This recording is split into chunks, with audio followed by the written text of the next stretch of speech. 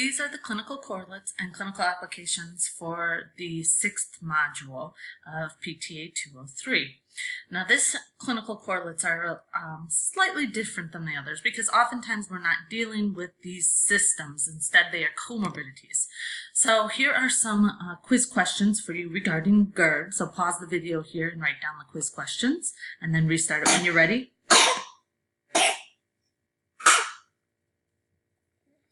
Pardon the coughing there.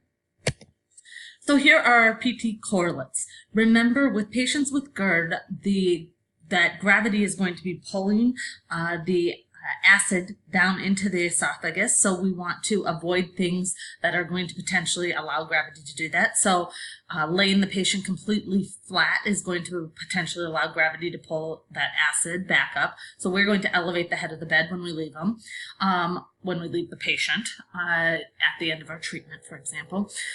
We also know that stress is going to make this considerably worse, this condition considerably worse. So we would want to potentially talk with them about stress relieving activities, deep breathing activities, meditations, all kinds of things that could relieve stress. And in outpatient, we may want to work on a more upright posture so they're not hunched over, and that opens up their posture, and correlate our appointment times with when our patient has not eaten recently, because we're probably going to want to lie them down at some point in time in outpatient. So if they just ate, then that's going to break rule number 1 here of elevate the head of the bed.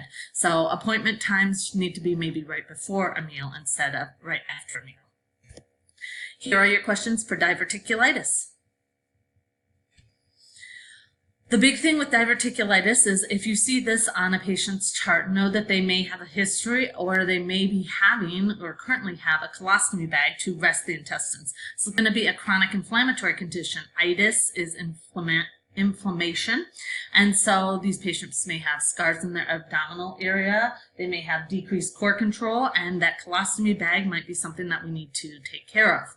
Now remember what we need to recall about a colostomy bag. So pause here and think if you can think about oh my goodness.